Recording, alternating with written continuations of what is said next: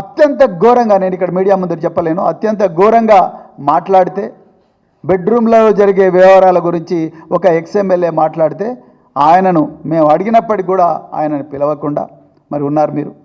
కానీ అలా నలుగురు మహిళలు అత్యంత దయనీయమైన పరిస్థితుల్లో అత్యాచారానికి గురయ్యారు. కానీ ఉమెన్ కమిషన్ ఎక్కడ పోయిందని వాళ్ళు నేను అడుగుతా ఉన్నా. అంటే మీరు కేవలం కొంతమంది మీదనే నోటీసులు ఇస్తారా? మరి అందరికి నోటీసులు ఇవ్వరా? మరి మీరు వీళ్ళకి కూడా నోటీసులు ఇవ్వాలిగా సంబంధిత పోలీస్ అధికారులకు. What happened, why couldn't you prevent this offence అని చెప్పి మీరు ఇవ్వాలి కదా శారద గారు, ఎందుకు ఇవ్వలేదు? వీళ్ళెవరు పొలిటీషియన్స్ అయినా కూడా ఇవ్వాలి, ఎవరైనా కూడా ఇవ్వాలి. మహిళ ఈజ్ మహిళ, whether this party or that party. రేపు కాంగ్రెస్ పార్టీ అయినా బీజేపీ అయినా ఎవరైనా మహిళనే. Victim is a victim, they don't have any political affiliation. కానీ మీరు ఎందుకు ఉమెన్ కమిషన్ ఇవాళ సైలెంట్గా ఉన్నది? ఎందుకు ముఖ్యమంత్రి సైలెంట్గా ఉన్నారు? అదేవిధంగా మరి ఈ ఫాస్ట్ ట్రాక్ కోర్టులు, మహిళల మీద ఇన్ని నేరాలు జరుగుతూ ఉన్నాయి, ఫాస్ట్ ట్రాక్ కోర్టులు ఎందుకు పెట్టలేదు? మరి ఎవరెవరి మీద రాగ మేఘాల మీద జీవోలు తీస్తున్నారు కదా, శ్రీధర్ బాబు గారు, పొంగులేటి శ్రీనివాసరెడ్డి గారు, అదేవిధంగా మరి రేవంత్ రెడ్డి గారు, బల్లు పట్టి విక్రమార్క గారు, మీరు ఆగ మేఘాల మీద జీవోలు చేసి భూమి మాదే అని చెప్పి కోట్ల రూపాయలు ఖర్చు పెట్టి మీరు ఈ భూములను కబ్జా చేయడానికి చూస్తున్నారు కదా. ప్రభుత్వ డబ్బును ఖర్చు పెట్టి, ప్రజల డబ్బును ఖర్చు పెట్టి, మా అందరి మీద ఫేక్ కేసులు పెట్టి సుప్రీంకోర్టు లాయర్లకు కోట్ల రూపాయలు చెల్లించి వాళ్ళందరినీ తీసుకొచ్చి హైకోర్టులో డిప్లాయ్ చేసి ఎట్లనే చేసి కేసును మేము గెలవాలని చూస్తున్నారు కదా. అయా మీకు చేతులు జోడించి నమస్కరించి చెప్తున్నాం, వేడుకుంటున్నాం తెలంగాణ ప్రజల తరపు నుంచి.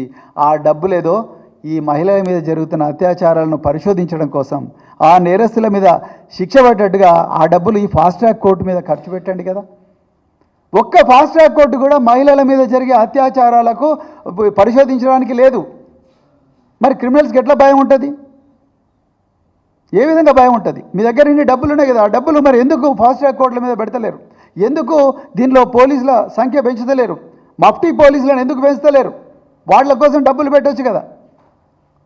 అక్కడ మీకు డబ్బులు వస్తలేవు. కేవలం బీఆర్ఎస్ నాయకుల మీద అక్రమ కేసులు పెట్టి వాటిని ఎట్లనే చేసి వీళ్ళందరినీ జైలుకు పంపించాలనే దాని మీద మీరున్నారు. క్రిమినల్స్ని జైలుకు పంపించాల్సింది పోయి మీరు ఇలా మరి రాజకీయ నాయకులను జైలుకు పంపించాలి. మీ అక్రమాలను, మీ కబ్జాలను అడ్డుకునే ప్రయత్నం చేసిన విద్యార్థులను కానీ, మహిళలను కానీ, రైతులను కానీ, రాజకీయ నాయకులను అందరినీ కూడా జైలుకు పంపించే ప్రయత్నం, ఆ కుట్ర మీరు చేస్తున్నారు. కాబట్టి అలా తెలంగాణలో మరి ఇంత ఘోరమైన మరి అట్రాసిటీస్ విమెన్ మీద జరుగుతున్నాయి. మరి ఇప్పటికైనా నేను తెలంగాణ ప్రజలను మళ్ళొక్కసారి చేతులు జోడించి కోరుకుంటున్నా, మనకు జరిగిన మనం ఘోరంగా మోసపోయినాం. వీళ్ళందరూ ఆ భరోసా, ఈ భరోసా, 6 గ్యారంటీలు, 600 గ్యారంటీలు, 420 గ్యారంటీలు, అట్లా చేస్తాం ఇట్లా చేస్తామని చెప్పేసి మహిళను ప్రత్యేకంగా ఘోరంగా మోసం చేసినారు. 4,000 రూపాయల పింఛన్ ఇస్తామన్నారు, 2,500 రూపాయల డబ్బులు ఇస్తామన్నారు, అమ్మాయిలకు స్కూటీలు ఇస్తామన్నారు.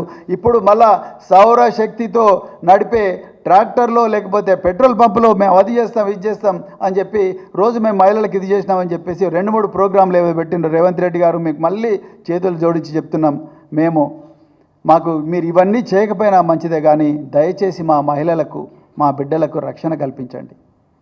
తెలంగాణ ప్రజలందరి తరపున, మా అక్క చెల్లెలందరి తరపున చేతులు జోడించి బీఆర్ఎస్ పార్టీ కోరుకుంటున్నది, దయచేసి వీళ్ళందరికీ రక్షణ కల్పించండి. ఈ డిపార్ట్మెంట్ మీద రివ్యూలు చేయండి, ఫాస్ట్ ట్రాక్ కోర్టులు పెట్టండి, అవసరం అనుకుంటే నిందితులను ఉరికంబం ఎక్కి